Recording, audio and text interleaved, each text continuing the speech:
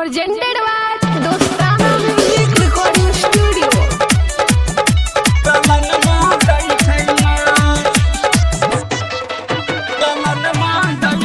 DJ Guddu Raj. फल फल हर से दौरा सजैबै देवर संग में छठ घट जैबै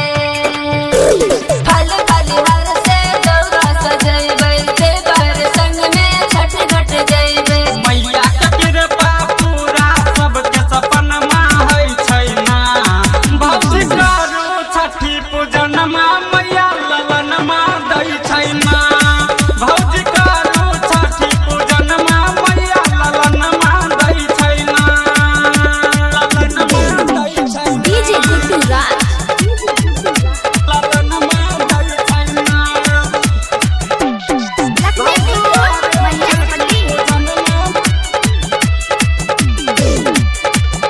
पियरी पहिर जैबै देवर के साथ में हाथ उठैबै भौजी पटना के घाट में पटना के घाट में पियरी पहिर जैबै देवर के साथ में हाथ उठैबै भौजी रमपुरा के घाट में मैया के कृपा पूरा मनमा होइ छै ना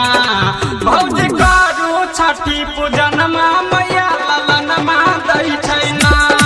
भौजी करू छठी पूजनमा मैया ललनमा दै छै ना DJ Guddu Raj. ललनमा दै छै ना छठी पूजनमा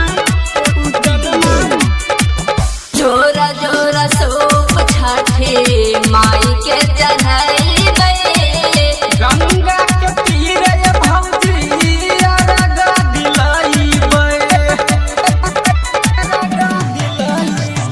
दोनों हाथ जोड़ के माई के ध्यान लगैबै मैया के कृपा से भौजी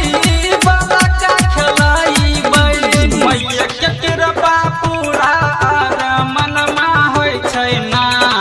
भौजी करू छठी पूजनमा मैया ललनमा दै छै ना भौजी करू छठी पूजनमा मैया ललनमा दै छै ना DJ Guddu Raj. ललनमा दै छै ना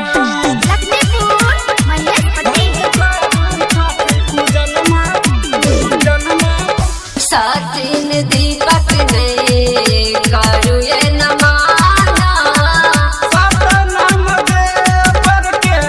सुनु भौजी गाना गुलशन शुभम करने करू ये नमाना सतनाम साजन के बाजे भौजी गाना मैया के कृपा पूरा मनमा होइ छै ना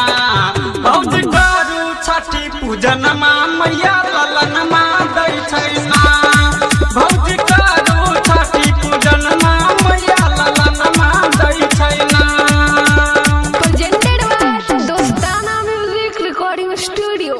Mahel Singha, Bipin Chowk.